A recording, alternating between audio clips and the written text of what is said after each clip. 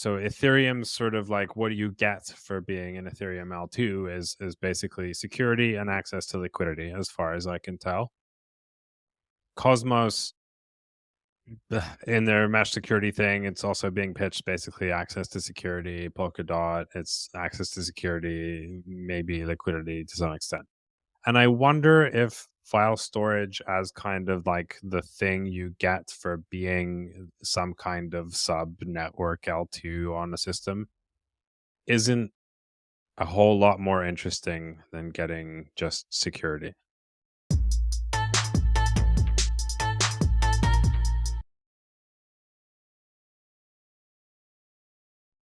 And we're back. Welcome everyone to the greatest caving podcast in the world. Hopefully you've had time to get caught up. I mean, we actually shockingly released the previous one more than a week before recording that, which is it's quite not in keeping with our usual schedule. We're on a roll. We're on a roll. Yeah, let's try and keep that up. Yeah. So I don't know. There's a lot of stuff going on. We'll be diving into the sort of macro movements that have been happening, I guess, later on. But there's a bunch of things that are happening on the technical side that are quite interesting. There's other things happening on the technical side which are less interesting. Well, the fact that they're happening is interesting, if anything, because I think they show something about the market's mentality, but we can get into that when we get into that. Yeah. Well, maybe we should start with this Ethereum proposal to raise the sort of the staking limit. I guess it's basically the amount of ether that you need to stake as a single node validator. That's actually something that I wanted to ask you about because I haven't seen the meeting notes yet, if there are any. What I have seen is basically a description of raising it from 32 to 2048, the limit. But it is a limit. It's not described so far as the bare minimum. So is it going to be like in the old approach where you had to have that exact amount? Or is it now going to be between 32 and 248? Yeah, I don't exactly know. There's a lot of talk around like somehow this helping the larger kind of staking pools like Lido because they would not need to spin up so many validators. So Yeah. I think one impact of this is that in the past you would need to, in order to stake 2048 ether, you would need to spin up a whole bunch of validators. And because you're just a single entity operating them, you would get basically the same guarantees. The network, you would get basically the same guarantees regardless. Yeah, and you're also not exactly. I mean, arguably, this makes it look like there are a ton of validators on the network when it's actually just a single institution. Yeah, well, this is what I mean, right? Like, so the validator number doesn't actually represent much added security necessarily if it means that instead of one validator, you're spinning up 1,000 validators, but all in the same AWS instance. Yeah. So Well, okay, if we want to split hairs, and I'm not sure what the cases with Lido, if we were talking about something like Rocket Pool or whatnot, the fact that each staking is still custodial in the sense that, if the validator goes offline, you may not get your ether back, then this would spread out the risk from any single machine, right? But, considering that these things are professionally managed, I'm not sure that this was buying people actually anything. yeah, Rocket Pool is still behind a multisig, isn't it? I haven't checked Rocket Pool in a while. I exited Rocket Pool when I got involved in Solana, actually, a while back, like a good couple of years ago. So I haven't really been following up. I haven't really been paying that much attention either, but at some point there was this controversy around the Rocket Pool multisig signers getting about 500,000 a year just for being signers on the multisig. Like one of the bankless guys was one of them, which I don't know. I mean, I don't know that we need to dig into that too much, but sounds like a cushy gig. Well, this is crypto, man. This shit is full with cushy gigs. I mean, we're talking about Aragon last episode. So if you can get into the right click, it seems that you have it nice. You have it nice and easy. But it's an interesting move. Yeah, sort of the counter side of this is, of course, from a validator's perspective, like doing 32 ether increments might be safer because like a single server can go down for a variety of reasons. Granted, the slashing sort of rules are not super strict, so assuming you can bring your servers up pretty quickly, it shouldn't have much impact. But maybe the idea here is for there to be more of a middle ground where like they can kind of try to figure out what the optimal distribution is. But if it was like an actual, like you had to stake 2048 ether, that would be whack. Yeah, that's gonna get interesting. I mean, I don't think we did this on the post with post. We probably went over this on one of our calls before, but I recall we were having this whole discussion about how we measure the decentralization, or what our centralization line in the sand is, right? And for me, it was the Nakamoto coefficient, which in Solana is, well, actually the time was like 32, 36. I don't even know what it is now, and Ethereum is 3. And in your case at the time, it was that you wanted every participant on the network to be able to validate the whole chain in their home if they want, basically. And this would kind of throw that out for all intents and purposes, at very least that Well, not definition. so not validate. Well, like you don't need to be a validator on the chain, but ideally you would be able to verify like the correctness of the chain, even on relatively commodity hardware. What value does that add if you're not actually contributing to build or rejecting valid things from the network because you don't have any votes? So validating on any chain is not really viable on commodity hardware. No, Uh, I even hear you. just due to bandwidth requirements, right? So like the point of it is mainly so that like the idea is that while the chain is bound to, like all chains are bound to end up being run by basically large-ish institutions, you want the community to have the tools to be made aware of whether things are going correctly. And so worst case scenario, that gives you the ability to fork. Okay, so then where you draw the line is not necessarily users being able to reject something that the validators are proposing, but just being able to notice any shenanigans so that they can move on. Is that what you're saying? Yeah, pretty much. Like there's very Okay. validating a validating node is just going to be heavy. Like, look, it's not that like ideally people could like with a relatively simple, like if they run an instance on DigitalOcean or whatever AWS, like they could set it up, but in practice, obviously they're rarely going to. It's relatively expensive. You do need capital to do it. Like you do have these home stakers and stuff, but like if you want to be doing block building in any chain, like you're gonna need some bandwidth. Okay. Uh, I I thought that where you drew the line was more like being able, basically for individual users to be able to have the numbers to say, no, this block is invalid, it's not going on the network, even if they're not capable of generating blocks. That's what I thought you do the line. you do want the pool of validators to be like large and diverse enough for that to generally be the case. But in terms of like home users, regular users, I think what you want who are not going to be validating regardless of what how easy or hard it is, and I think you want some ability to verify. Which is why zero knowledge proofs are kind of interesting because it kind of gives you that out of the box. I I guess that the thing is home users are not likely to take action immediately anyway. So I basically what I thought was that with what I had understood is that you basically wanted option of having user activated soft works on the network, which is not necessarily going to happen if you notice things post facto, if you can't just reject blocks. All right. I mean, that would be ideal. I like the problem is that you just can't have performant chains like that. Right. Sure. So No, it, I agree. this is the same. This is the same on Ethereum, and it's the same in Solana. It's the same everywhere.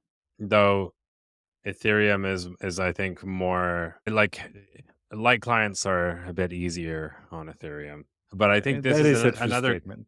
yeah, and this is another case of where like if you want maximum throughput, you want maximum or maximally cost effective everything. The sheer load of just dealing with all that from a data and computation perspective, just like you're like in an end state where like everything runs on this stuff. Like there's no way this is running on mobile phones. That's Sure. not a viable path. So no, I don't think everyone should need to be able to validate, though it would be nice if like let's say smaller companies could validate, right? Like that sort of scale. So it's not only supercomputers, but I do think the supercomputer outcome is quite possible. Define small company. I'm curious about what you think of when you say small company. Well, us. Mainly just us. I like I'm again like I'm not I have this like global humanitarian perspective, and then I have I my see. I see. perspective. Yeah, yeah. This is So that people are not fucking with things.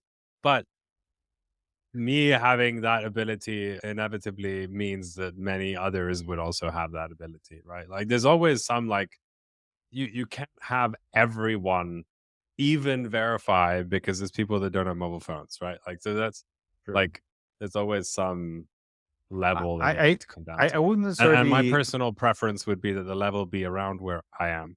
Yeah, or of lower. course. I would say that the fact that you can do it doesn't necessarily mean that many others can. I mean, not True. many companies. I mean, suppose that the limit is 248, right? That it's not a limit. Suppose that that is the requirement, 248. Hmm. And not a lot of companies are just gonna put aside what 3 point something million dollars right now just to run a validator. It's that's a non-insignificant task. So I wouldn't say even if they are working on crypto stuff full time, right? They're not necessarily going to want to run a validator for whatever crypto thing because again, 3 something million to just put aside that may depreciate violently just because you're validating stuff is not it's non trivial. So Nah, they'll just put it into Lido and it'll get pooled. yay for decentralization. I mean, Lido does need some competitors on the Ethereum side. I think that's definitely a true statement. But I agree. Now, if there is this aspect of like in terms of these staking pools, I think there's a sort of fundamental almost like law of nature that's very hard to avoid, which is that if you're the most well-known staking pool, you are considered the most trustworthy. Thus, you will receive the majority of new stake. Everything else will seem more risky to people. And so you get this kind of like 80-20 rule, something like that. I don't know what it is, but like you have it's very easy to form these sort of like almost monopolies simply by virtue of like one service inevitably getting the most attention, and then that feeds in like a self-fulfilling it becomes like a self-fulfilling prophecy where it gets the most attention, it gets more money, it becomes more trustworthy seeming, etc., etc. I'm not entirely sure even that that has to do with it. At the very least, with on the staking case, I'm sure that it has to do with being trustworthy, but that it makes a huge difference being early. Because if you're early, you make partnerships, and those partnerships bring a whole bunch of stuff or a whole bunch of stake. And if you partner with a wallet, like wallets are like people are busy; they don't have the many developers. They're not gonna go in and rip out whatever staking thing they have and plug in a different one. So you're just gonna have this passive stream basically from people coming in. So I Yeah. think that makes a lot more difference than just the reliability impression. particularly if you look at something like Solana, where A, you don't have slashing, and B, the staking is non-custodial. So even if they know where to go down or where to turn evil, they can't do anything with your stake. So in those cases, I think partnerships are a lot more important. But yeah, I hear you. I mean, that's true. It's kind of the same thing. I don't mean reliability as if it was like actually reliable, but the first, assuming no massive failures, just does tend to kind of like it, it has this sort of Lindy effect a little bit, which is like perceived reliability, whether or not that's actually true. I'm not even sure it's that. It's just inertia. I mean, Well, yeah, if that you look at Marinade, you know what Marinade got big because it had, I think it was a 2 week head start on everyone else. Everybody else was using Solana Foundation default staking pool contract. And I think it was Lucio and Roman from Marinade wrote their own because of the way that they wanted to do it. And I think right before launch, there was a bug found on the official contract. So this delayed everybody else from launching, but Marinade was actually there.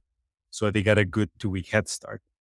And if you look at the staking behavior in Marinade, like retail stake was very volatile, but the largest chunks of stake, which were there since early on, they barely even moved. It's just inertia. You made your decision to go with this team. You're not going to change it just because you have other things on your mind, right? It's not like yeah staking is your key business. Handling that staking is your key business, or you would be running a validator anyway.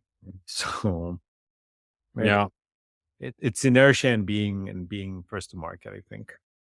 yeah yeah. It does matter a lot, and especially if you have token incentives. But moving on, the great NFT innovation. Yeah, that's an interesting one. I just to make sure that nobody misunderstands this, I do not think this is an innovation, which is why I think it's funny to call it the great NFT innovation. And if you would like to sort of provide some context for what we're talking about, I think that would be nice. So if in case anybody's new here, assume sarcasm when we say things like that. So okay, Yeah, let's talk. anything that's great is probably not.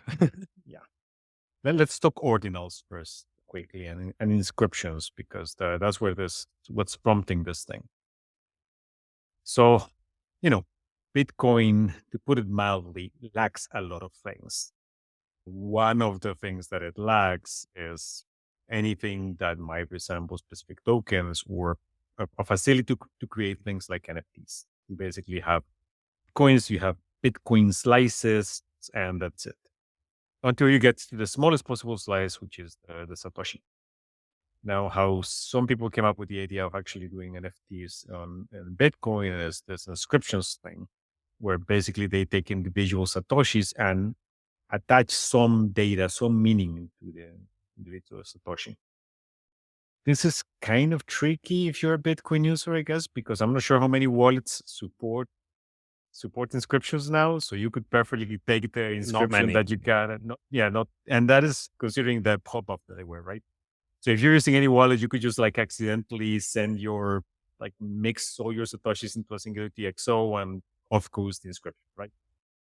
Um, the thing is that I mean, that someone, that Hmm? would be pretty funny, wouldn't it? Oh If yeah, you had a whole bunch of inscriptions and then you were like not quite aware of what wallet infrastructure was supporting it, and you sent them to that wallet, and then you sent one of them out, and it just or like sent a transaction, and it just shipped all of them off. I haven't even checked if if that has happened. It wouldn't surprise me. I because I think that this kind of brought into Bitcoin a whole bunch of people who are like NFT people, not Bitcoin people who know how it works. So it wouldn't surprise me if they just assume that this is a native thing, like somebody extended Bitcoin to support it. Basically, inscriptions are a clever hack. They're a really clever hack built upon the SegWit discount. But anyway, Ethereum, unlike Bitcoin, does have several non-fungible token standards where you can actually do these things. often people end up storing the actual image or whatever the content for the NFT is off chain and just store a pointer on the Ethereum chain. Mostly because Ethereum on chain data storage is expensive. It is intentionally expensive to avoid bloating the chain. Well, someone thought that the inscriptions idea was brilliant and they came up with inscriptions, which is kind of like the same approach on Ethereum, only using the cold data, which apparently is cheaper. You can store up to 96 kilobytes, and it is apparently cheaper than regular data storage. I didn't know, Yeah. but it's apparently cheaper. So they're using this thing to mimic the same approach on Ethereum, going like, oh, this actually allows us to have like sovereign peace because everything is it enhances decentralization because everything is a chain. Completely missing the point that that was considered and discarded in the first place just because they're aping the Bitcoin thing. Anyway, that is the greatest and latest on NFT innovation on the Ethereum side. I'm actually quite curious how long that one's going to last because it seems like we're getting these effervescent bubbles that last for like 96 hours and then nobody remembers them. Yeah, so just quickly, call data is cheaper. Like that's in fact how all the rollups store their sort of transactions or the data needed to verify the proof. I'm sure you like it would be pretty funny if the rollup roadmap didn't work because there were there was so much NFT data stored as call data. Huge Yeah. competition. But no, I mean it does seem like the my first thought when I saw this was basically like someone thought they had made like a great discovery. Someone who had not read any Ethereum docs, had not watched any Ethereum videos, just generally like, as if aliens had dropped Ethereum onto the planet 5 minutes ago and they were like, oh my God, I can do this. I think it was a combination of God damn it, Ethereum. The Ethereum storage is expensive. This should be cheaper. Why are these idiots thinking, right? Not realizing the rationale behind it.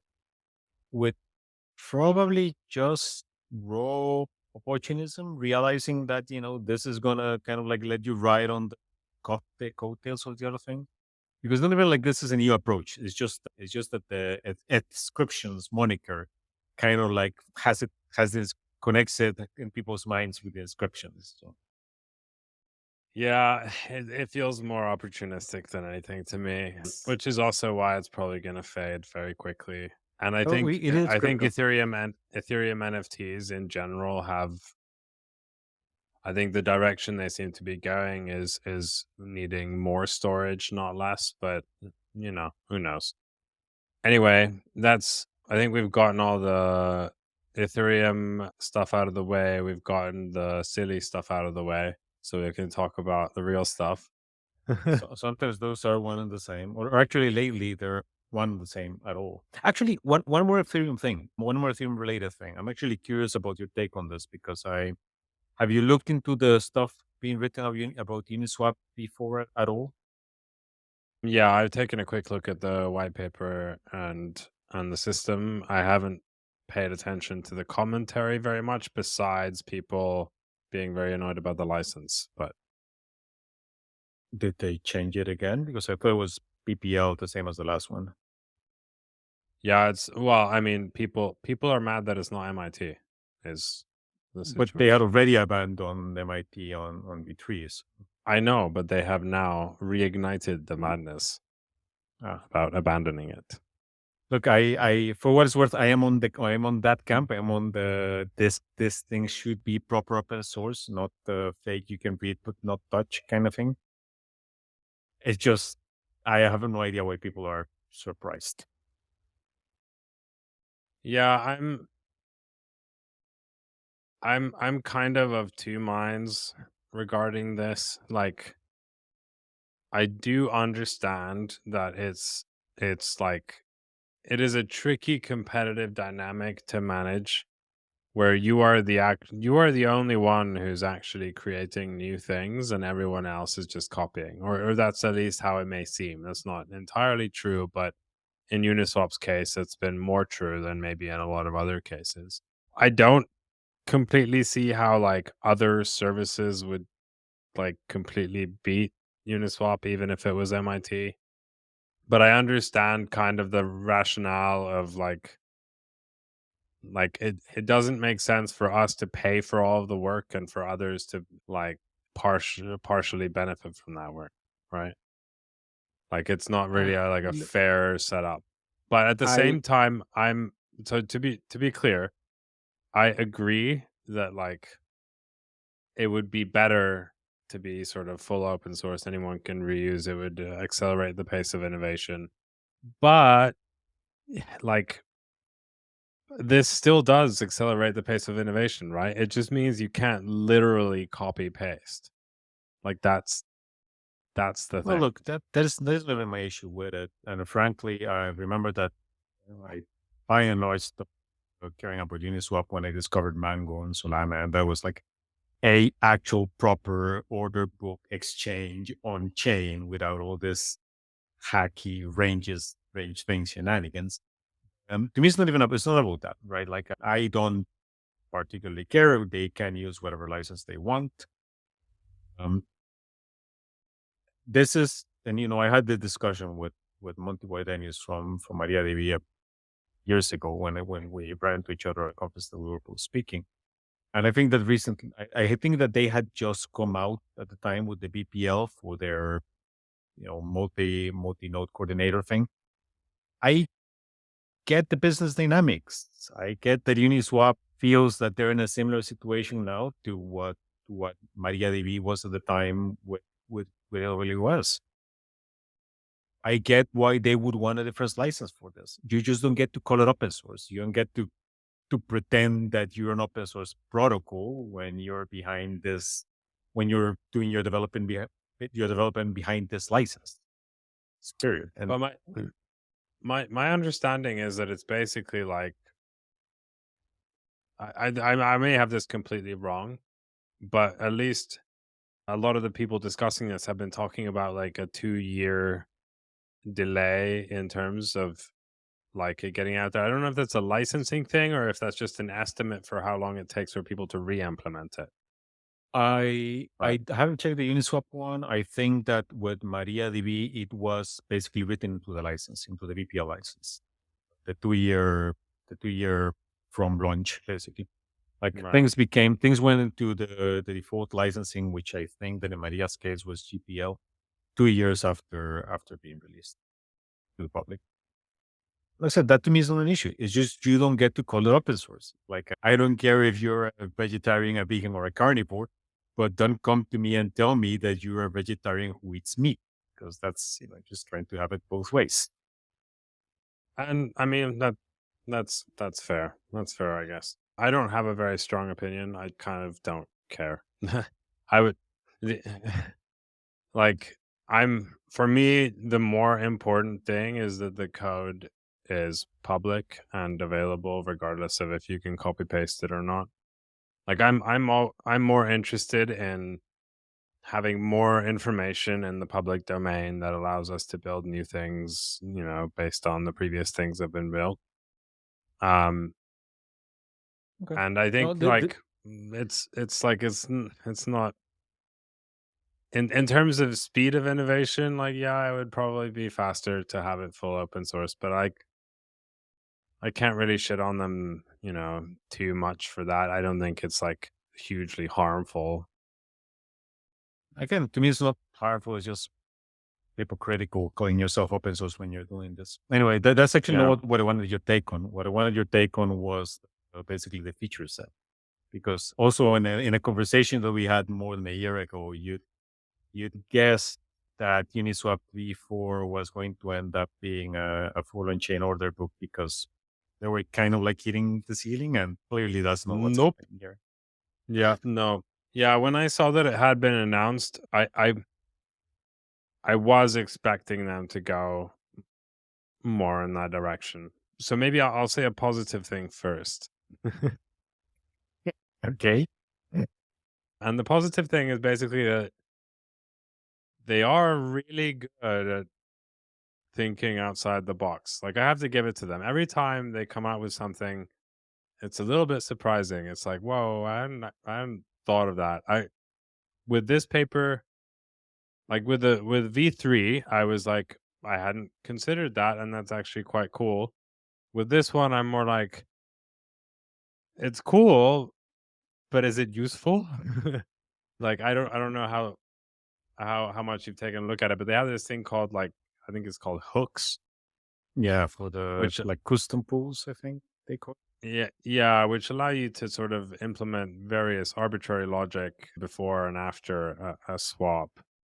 And like, uh, I guess it means that you can do more interesting kinds of automation. You can move sort of money around between pools maybe a little bit easier, that sort of thing. And the nice thing about hooks, which stems from the fact that every like blockchains don't have like inherent automation, right? Like, everything is transaction based. So like, unless somebody is making a transaction, nothing is happening. The state is not changing. And so it's sort of like, the cool part about it is that when you have this custom logic around trading activity, you have this like constant, there's constantly someone making a transaction, right? And so you can kind of like offload that trigger to the trader. But I don't know, maybe I'm dumb. I mean, so to be completely honest, I don't care that much about DeFi. So so when I read these things, I'm like, I spend not so long trying to figure out like how it would work and what impact it would have. But with this one, it was like, but usually it's been relatively quick where I'm like, oh, okay, you could do X, Y, and Z. And here, I don't know. Like, maybe there's a class of actors who are Uniswap LPs who have like expressed, like, I would imagine that's how Uniswap goes about this, is they talk to basically their LPs and they're like, what do you need? And and then they kind of converge on something like this. But I just don't really see what the upgrade is, you know? Yeah. Like, is Uniswap gonna be better for me as a trader or an end user? No, not really. Yeah, what I remember when I read the description, I thought like, if it's gonna get exploited in like 20 minutes. Well, there's that. It's also complicated. Yeah, like someone is gonna come up with a clever, albeit innocent looking thing, and a lot of people are gonna ape it to a pool, and then they're gonna. Yeah, and there was some mention somewhere that this would make it easier for just-in-time liquidity. So just-in-time liquidity is the idea that you would basically become an LP for the period of like one transaction. And like, I have no idea how the hell that could be profitable on Ethereum, but like, I like putting money in and out of pools, let alone creating pools, but creating pools may be a bit different. But putting in money in and out of pools is like relatively expensive. So to do just in time liquidity, you would need the end user to be paying like exorbitant, like, not just his own transaction fees, but also yours in a sense, for it to be profitable. And I don't understand how that could be possible. But maybe I'm dumb. I don't know. I we don't need to spend too much on this, but to me, it's well. First of all, I guess one of the cases, one of the things that this is going to do is that it's going to have a similar impact to the ranges before, where fewer and fewer LPs actually end up being profitable, and you get a lot more specialization into who's actually doing these things. So that's going to be Yeah. one. It may have positive for them, for Uniswap impact of once they launch this. It looks like a massive amount of interest because people are trying to figure out what to do with it. Right. And then nobody looks at the stats again. It's just like, oh man, look at the spike in active LPs or what have you. So those are the two. And then I'm definitely guessing that somebody's going to use this for malicious purposes. We'll see. Yeah, I mean, I'm sure they do some of the heaviest audits in crypto. You know my opinion of audits. Generally speaking, like they tend to be. I don't know how to. I don't know how to put this in a way which wouldn't paint a picture in people's minds that maybe they don't want to have there. But like they're largely like useless. The reason being that a single or like a couple people looking at your code who didn't write it for, a few days. It's just impossible for them to understand all the implications of the system unless it's very, very self-contained. So if you have any sort of external dependencies, which pretty much every system in the smart contract realm does have, then it starts getting very, very difficult to understand all the possible implications. You need to not only be a coder, but also like a financial engineering expert at the same time, and those people are few and far between if they exist at all. So yeah, that. But having said that, like I'm sure many more people spend way more time looking at Uniswap's code than most other code bases. Yeah. So I yeah, but I'm not again, that I don't excited. even necessarily think that I don't necessarily think that Uniswap itself is going to get exploited. What I suspect is that somebody is going to be able to use these hooks to do something clever with a pool that they created in order to Yeah. screw people over, right? Not that this is going to create a vulnerability that affects Uniswap as a whole or the pools, just that this is going to be very useful if you want to create a sketchy pool.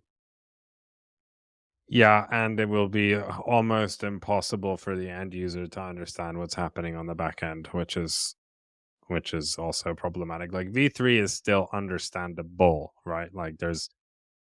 There are people who have put money into this and they're putting it at different price ranges, and between them you have a constant product formula, whatever. That's Yeah, like you can wrap your head around that, but this is like people are not going to have any idea anymore. yeah, that's an interesting one. Anyway, that was the other Ethereum topic that I wanted to raise, and I had even listed on the things that we wanted to talk about. Right. Well, then maybe we should move on to Filecoin. To be completely honest, this is the only one thing I'm excited to talk about today. I've been I've been just waiting. I'm like, yeah, yeah, NFTs, DeFi. Anyway, so quick primer. Filecoin released a whole bunch of things. I don't know if they released all this stuff like at the same time, but like I was only made aware of them very recently, and I at least the part of it is very new. So they released something called subnets, which is like basically you can understand them from Ethereum world. You can understand them as L2s. From Avalanche world, you can understand them as subnets. Yeah, from Polkadot world, you can understand them as parachains. From Cosmos world, you can understand them as whatever they call them. But sort of like separate chains that have some kind of connection to the base chain, which in this case is Filecoin. And so I think at some point we were discussing Filecoin's performance numbers and stuff like that. So I was very happy to notice when reading through the materials that they have in fact understood that this is a problem and don't have a very viable way of solving it because the chain is basically constrained by the speed at which these proofs can be produced that they use for storage. And so their solution is this thing called subnets, wherein you can have these networks where basically you like post a snapshot of the state up the chain. So, okay, there's a few things here. One is subnets are these separate chains, but you can have subnets within subnets, which I think is just amazing. I don't know if there's any use case, but I think it's cool. And so you can have like a permission subnet. You could have a completely permissionless subnet. You can have, you know, you can do basically whatever configuration you want. So you don't they're not the same in terms of their security, but they inherit some security from the subnet above or the base chain, depending on what is next in the hierarchy, by snapshotting state. So they are independent. They're sort of more like side chains, but they do inherit some security. They're not that far from what Polygon proof of stake kind of was to Ethereum. It is maybe a way to think about it. Oh, Where, interesting. if I recall correctly, they snapshotted state into Ethereum, but they didn't have like full security from Ethereum. So there's that. Then they also announced this thing called IPC, which is their version of IBC. From like the Cosmos folks have Cosmos thing. IBC. This is IPC because it's the interplanetary communication something. And that is sort of, relatively, this is basically the same idea. So you can do a standardized way to do cross chain communication between these subnets. What is interesting about it is that you can also go up and down in hierarchy. So the point of it is that you can then, from a subnet, also do cross-chain communication with the base chain, i.e., Filecoin. And then finally, they released something called Trantor, which is an ISS and Narwhal inspired Hmm. consensus protocol that does 1 second finality kind of thing. So, like modern looking stuff. Now, what I think is really interesting about this is that Filecoin by itself, with those performance characteristics, is, in my view, pretty much useless for building most things. Like, no way you're doing end user applications with that kind of performance. So, just a Not modern reminder. ones, no. Yeah. So, just a reminder: 30-second block time, no finality. Like those two things make it very difficult to produce an end user application that wouldn't feel incredibly archaic compared to anything else besides Bitcoin. Ha. And Zcash. And Zcash. Yeah. Yeah. Well, Zcash. Well, yeah. Okay. Well, we shouldn't shit on Zcash too much. They're fighting a good fight. I I agree. No, arguably some Bitcoiners are as well. They just Yeah. Bitcoiners are Yeah. going at it in a very misguided way. But Yeah. I mean, for the record, I still love Zcash, even though it's broken my heart. But it has the same performance characteristics of not very modern. Yes, and it has wallet sync, which is something inherent to privacy systems, which is very difficult to overcome. Or shall I say, very slow wallet sync because of reasons that I'm not going to get into now, but I can explain on Twitter if somebody wants to tweet at me. So anyway, this kind of allows people to build, like, I don't know what you want to call them, app chains or different kinds of networks that can run Filecoin virtual machine or anything else. I'm sure the initial reference implementation will be basically their consensus protocol Trantor combined with Filecoin virtual machine, and that will be the easiest thing to deploy. But it allows people to build sort of like performance systems that can then make use of Filecoin's storage. And that makes a lot of sense to me because the whole file storage idea is sort of like you need it in so many different things, but it's never like it's n- it's something you need access to. It doesn't need to be in the same environment, but you do need to have a way of getting access to it. And currently, like communicating cross chain between completely different consensus systems is basically impossible in a trustless way. And so this sort of allows people to build these chains around it. And I've been thinking about this, and so the question in my head is, so Ethereum's sort of like, what do you get for being an Ethereum L2 is basically security and access to liquidity, as far as I can tell. Cosmos, in their mesh security thing, it's also being pitched basically access to security. Polkadot, it's access to security, maybe liquidity to some extent. And I wonder if file storage, as kind of like the thing you get for being some kind of sub network L2 on a system, isn't a whole lot more interesting than getting just security. Like it opens the door to building. So I'll give a very concrete example. Lens protocol, the social media thing by the Aave team, first built their thing on Polygon and posted all their data to Polygon on chain, which, shocker, didn't scale. They're now posting the data, I think, to Arweave, and they're building an optimistic L3. And the optimistic L3 being like the place where I guess they'll eventually store like the pointers to the data and so on. So it's basically like the lens is like everything is an NFT. And so you sort of store the registry of who owns which NFTs on the optimistic L3, which is called Bonsai. And then you store the actual data and images and whatever on Arweave.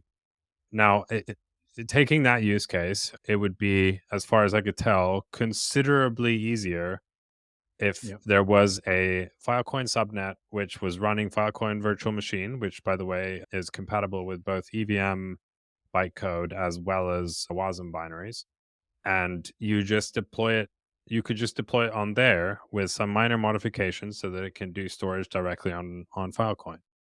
There you go. You don't really need much else. And instead of like trying, like, because you're never going to get Arweave to talk to Ethereum. That's like, I can't even imagine two systems that are more dissimilar. Like, Well, like, well, I mean, like, the whole concept of a bridge has kind of been defined through the Ethereum lens of things. And then when you think about what a bridge would be in Arweave world, it's like, I don't know, man. This is like pot of gold at the end of the rainbow sort of shit, like trying to figure it out. And so I actually think it's genuinely very interesting. And if they make this, so I don't you know I don't know if Trantor is great or not, but I mean, performance wise it seems fine. But if they just make it really easy to deploy these subnets, which I assume will be their goal, and given that for most use cases, Filecoin VM will be perfectly fine, given EVM compatibility and WASM, like, you will probably have quite a lot of them spinning up quite quickly. And a lot of these use cases just seeing that as the easiest route to get their thing out. And given these subnets can also have different validator sort of set characteristics, you can even make choices, which is true on Avalanche as well. And we've seen how the choices have been made there. We don't need to go into that, but you can even make choices based on sort of like your need for decentralization. So if you're, you know, if you have like your game logic running somewhere, you could have the game logic running on a subnet with four validators, but then have all the assets sort of on a registry on a different subnet with slightly better security characteristics, and then finally all the data behind those assets on Filecoin. So yeah, I don't know. This is the first time in a very long time where Filecoin put something out, and I was like, damn, that's actually cool. I've yeah, for the I gotta longest say that time was my I've just been watching Filecoin do their thing and being like, wow, like this is somehow incredibly boring. It should I be mean, the and most we have exciting. discussed that a few times, right? Like, what the fuck are these people doing? I gotta say that what really got my attention was when you mentioned communication protocol. And when you first like, oh, Falcon has subnets, like, okay, congratulations, you've just invented L2s. Sensational. Like that's good for you, right? I mean, I wasn't that interested before. I'm not that interested. To me, that just scanned as was, as you said, as an acknowledgement that their base benchmarks and specs were not anywhere near decent enough for modern usage. Which, okay, but at that point, you're still playing catch up, right? The fact that you can communicate not only up and down the stack but sideways as well is what makes this really interesting. Because at that point, you're not just are we but run CDM, let's say trivializing things, or you're not just Ethereum but with file storage at the base layer, right? Ethereum layer 2 but with file storage at the base layer. But you are positioning yourself well against other markets that have never really managed to capture a strong use case for themselves, like Cosmos and Polkadot. So it's going to be rather interesting. And you know, and I have discussed before that I think that the content is one of the things that has the stronger gravity of anything. Like people don't want to migrate away from their content. Even if that content is portable, even if in theory you could export it, like people just don't want to move away from their content. So if the whole thing underpinning this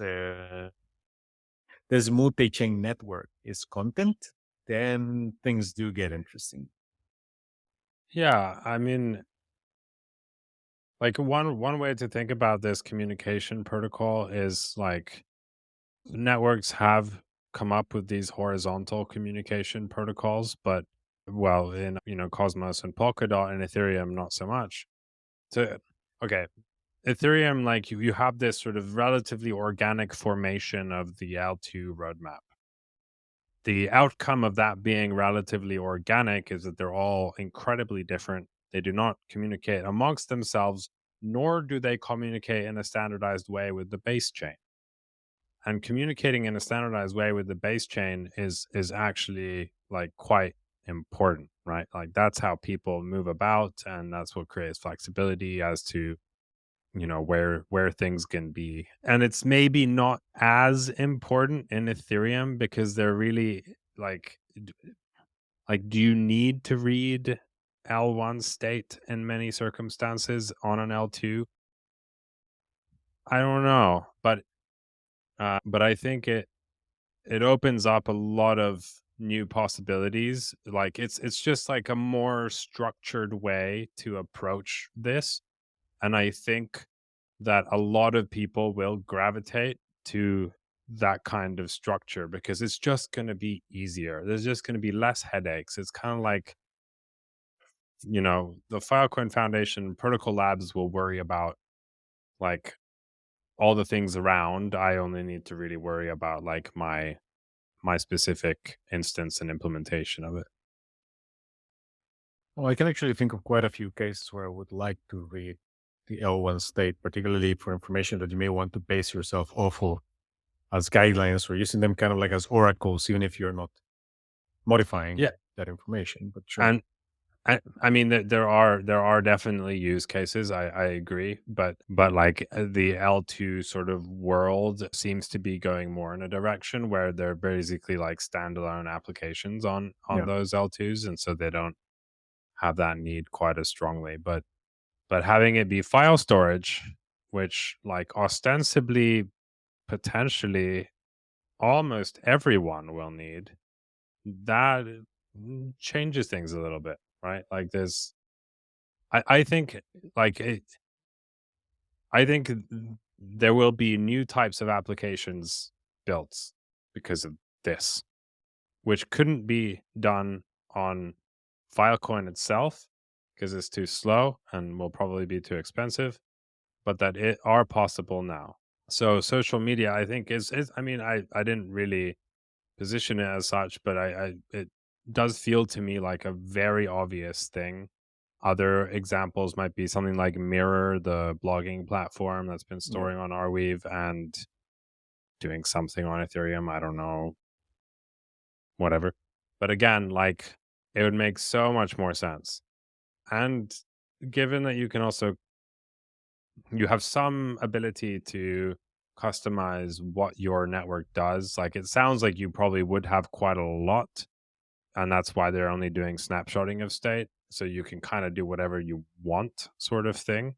There's probably some constraints on it, but you can like really do interesting things. Like you can imagine, I don't know, like Zettelkasten like suddenly becomes a viable option in some sense. You can imagine anything relating to zero knowledge proofs or things like that where you have heavy computations which would not be viable to do on Filecoin itself, but you could do in like a different structured subnet where you then have also heavy storage requirements. You could then post those as long as the storage isn't something that needs to like be more responsive than Filecoin itself is, then I think it works. And so I'm really curious to see what people build there. Yeah, I agree. Yes. It is different and I like different things. So Yeah, well, I like it. It's not even that different. Like, I think the way that I feel about it is that it seems quite polished, like, a bit I more mature than Now, I think there's like a difference between this and Cosmos and Polkadot and Avalanche, which are that, as far as I could tell, and actually just recently found out that Avalanche has, at some point, they started doing like a lot of government partnerships for whatever reason. So maybe that's the way that they wanted to go. I don't know.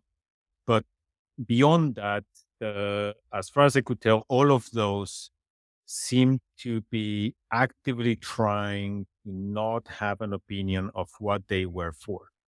Whereas this is built on something that does have an opinion, which is we do content, right? yeah. And that makes this different. Even if well, even if the protocol, whatever you have, like analogs for this thing, the fact that this whole thing is built on a platform with an opinion that's going to direct people a certain way, I think is going to make it easy, basically, to try and find the initial cohort of people to build on it, and then you can get to the weirder stuff later. The people who bring up uses that you wouldn't even have expected that are just coming up because this thing exists.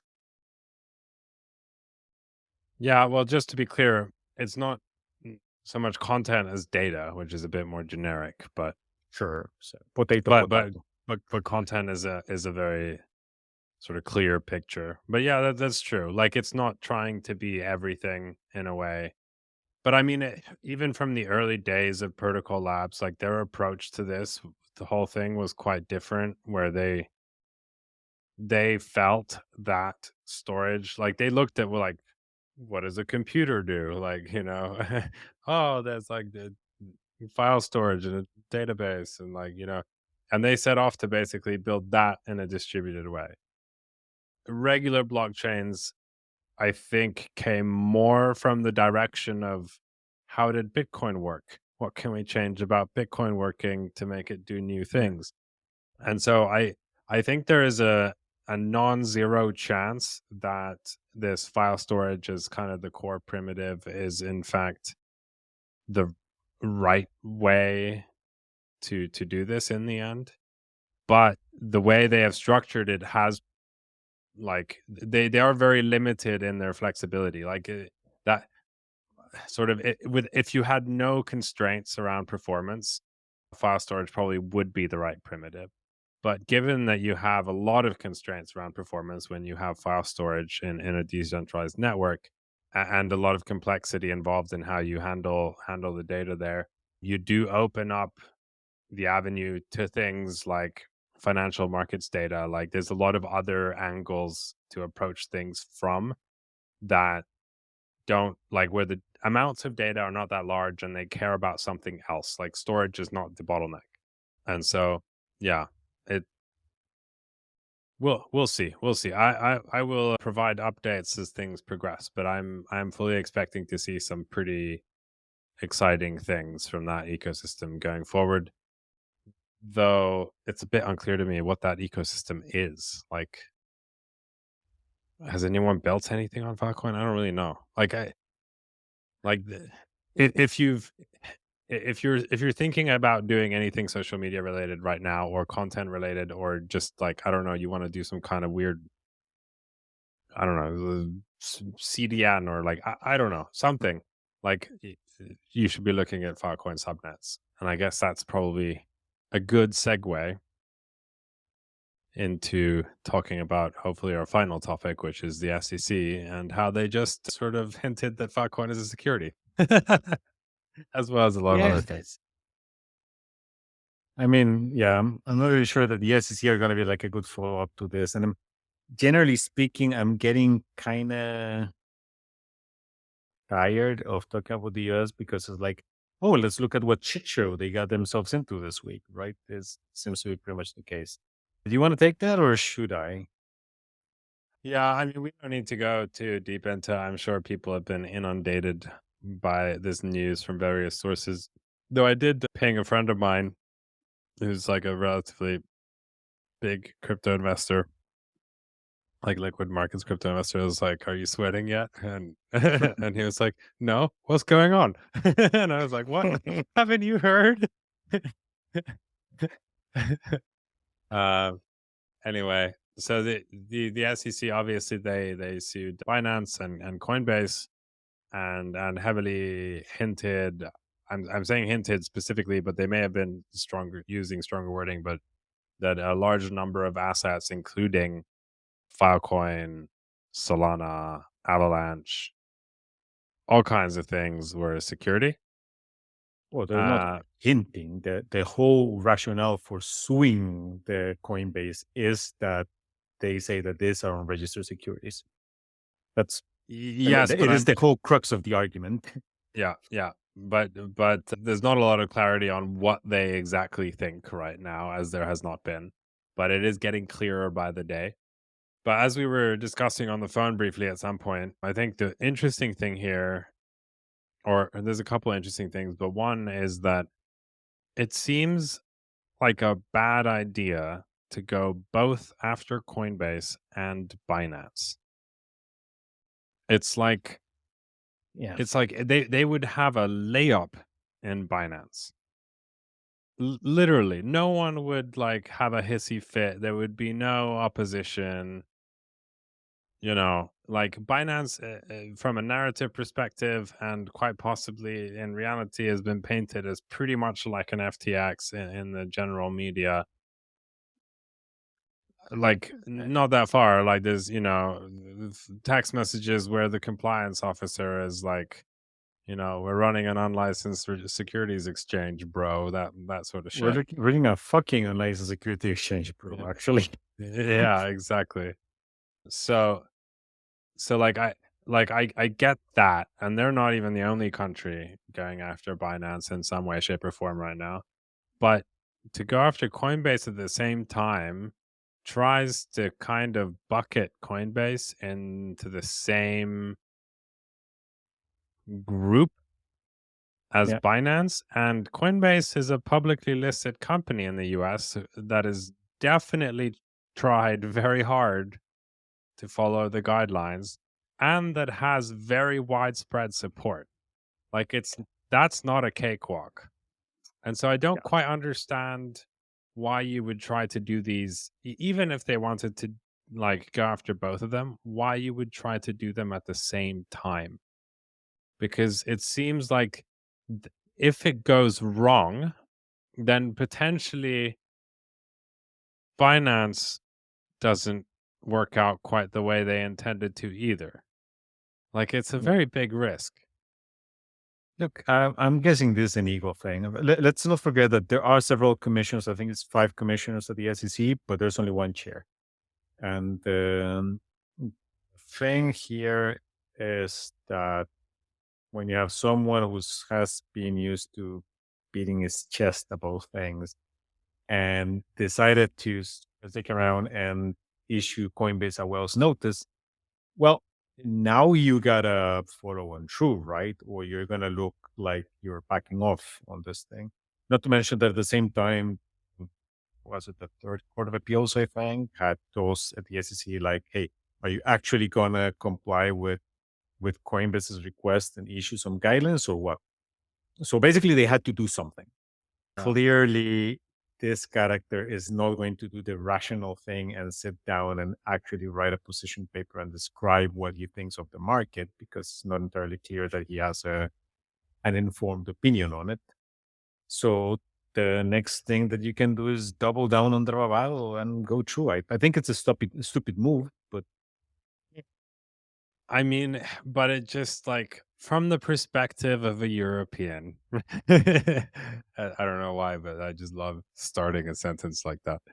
It like there was and probably continues to be a softer option for this, right? sure. Like regardless of it's just like it doesn't make sense to like just suddenly go into like all out war. Like you could have arranged this situation in a way which was more palpable for a lot of people. So my point here is that like attacking Coinbase in this way creates a lot of enemies, and in fact, it's not very clear that like the government at large is on the same side about this. And, Yeah. like it seems very 50-50 to me, and based on some people's sort of analysis on it, like Selkis from Masari, who's now raising 100 million fund to like swing votes, and has most of it apparently already. It is not that clear, and there are some people who kind of don't care that much, some people who think this is ridiculous, and some people who are very against it. But this kind of like elevated conflict style of approach just smells like market manipulation. Like it just reeks of market manipulation. Okay, but first of all, we had already gotten to the point where your thesis was that he was just trying to drive the crypto business into the large financial institution, right? And we So, got some anecdotal confirmations of that with the whole Prometheum thing. Did you follow that? oh man, that was. We can get into that in a moment. Let's talk about that. That was such a sock puppet thing to do. Anyway, let's get into that in a What? moment. The thing is, this I agree that this is not how I would have gone about it. If my goal was either to crack down on unregistered securities, these, or try and protect the American people, even though my views on the whole thing might be misguided. No, Yeah, this is Gens- not how you would do it. Yeah. definitely. But Gensler is not necessarily stupid, and when people who you have to assume are smart do something that makes no sense, chances are that it is because you're not thinking of the same goals. And his goal here is probably not to protect the American retail investor. His No, goal here is obviously not not. is not to crack down on bad actors. His goal is to make a name for himself. And he has two possible exits out of this.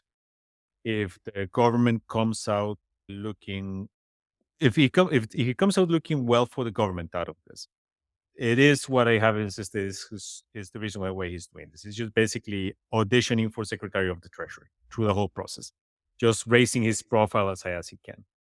And if that blows up, he still has the private investment money side to go to. Like, look, guys, I tried to help you. It's just the bad bureaucrats got in my way. Give me a cushy consulting gig.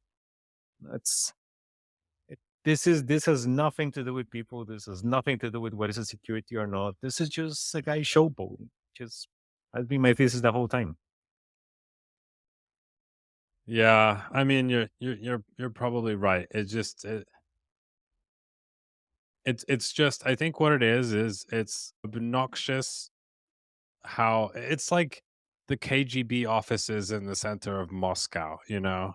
It's like this like such corruption that's so blatant, like that the like it's shocking, but at the same time it's kind of like amazing that he can just do that, and like that's just how things are there, right? Like isn't that's Well, insane. they just came out of a Trump presidency like 2 and a I half know. years ago, man. What's the shock here? But yeah, it is pretty much like that. And the issue is that you have an unelected official who has a platform that he gets to benefit from the actions of, even if he wrecks a whole bunch of pension funds that investing on a publicly listed American company, right? The timing was very very clever in the sense that like it's not going to be time to pass new legislation, I gather, before there's new people in office. So it sort of maximizes the delay regardless of what Yeah. happens. To be clear though, I like this doesn't kill the crypto industry, far from it. The worst case outcome from this, as far as I can see, is that the rest of the world functions on this like relatively, comparatively at least, relatively sort of permissionless way with as like a global industry. And then there's the US where a small fraction of the people can access these things. And isn't that just fitting, you know? Like Man, it is. And, I, like and I'm it I have dear friends who still live in the US. And when I was last there was a while back, actually. I was in, when was it? 2019.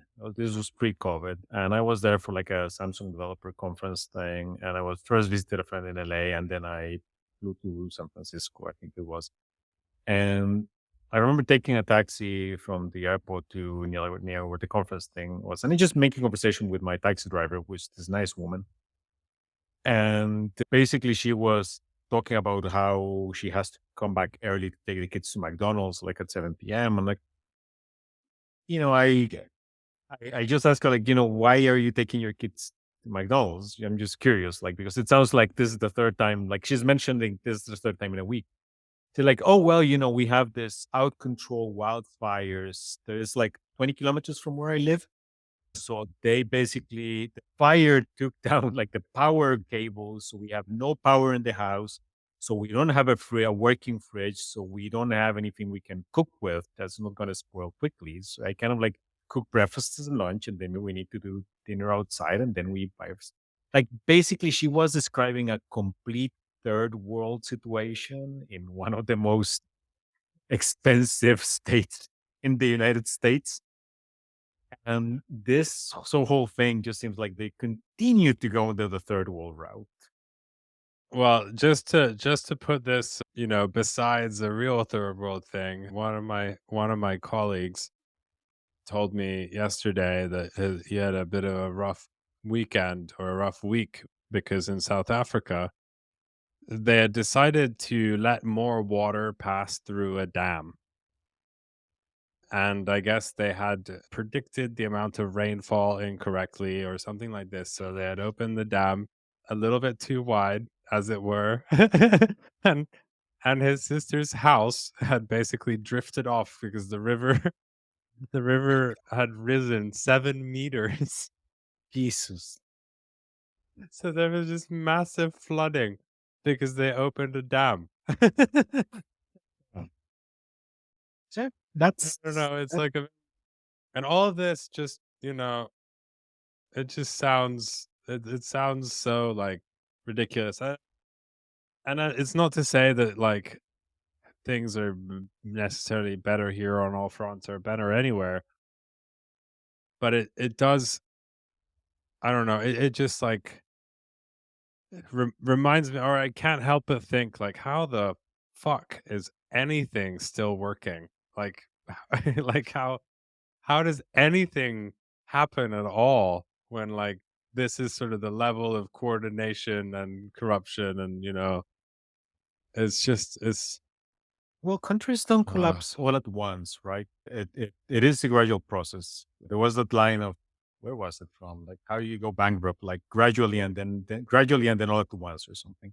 That's kind of how it works. And if you read, I may have mentioned this book before, How Nations Fail. It is as governments start becoming more and more extractive, which is the thing that the US has had. That before Trump, the kleptocracy wasn't nearly as blatant as it has become, but they are moving more and more towards a kleptocracy. So eventually, either you reverse this course or it stops working. Period. So yeah, yeah, it's a wacky time. It's a wacky time, but as even Anatoly has now acknowledged, and what I've been parroting everywhere I possibly can, is that Europe is now positioned to be the center of technological innovation for the next like century. It does need to play its cards right, and it is Europe, so it probably won't. But I mean, they can still fuck it up, and the US can still reverse course. Having yeah, said that, I mean, this would work on other industries. But I would expect that crypto people, if nothing else, having been through a potential legislation rug pull like what they're getting, hmm they would not trust the state, even if the state just backpedals, they wouldn't trust them not to pull the rug again. Right. I yeah, would hope it's that's the case. yeah, it's like it's kind of like it's sort of moving. It's not China, but it's moving in that direction a little bit, where you're like, I don't know. We'll I, come here. We'll come here to do business, but like, we'll make sure we're also elsewhere. which is also something like going back to, and I like, by the way, that when we don't do the AA thing, we do go back to becoming geopolitical experts. But going back to why nations fail is one of the things that the authors point out, that when you have an extractive government, it kind of like chills the market, the investment market for decades, because companies are a lot less likely to trust you once you have pulled this kind of shit. Yeah. Yeah. I mean, so just to be clear, I consider myself the kind of geopolitical expert who will make various vague predictions along the way, and then regardless of the outcome, say, I told you so. Excellent. You're way or well on your way to a TV show. Yeah, I like if the Onion was a political person, that's probably what I would be. The Onion is a political person, but they're actually usually just right, sadly. And if anything, they have been, there's like, the world has been massively overshadowing them. Yeah, well, this is the problem with the Onion is it's hilarious, but reality is more hilarious right now, so it's kind of tricky. But I think at that we can end and see you all next time. Ta ta. Ta ta.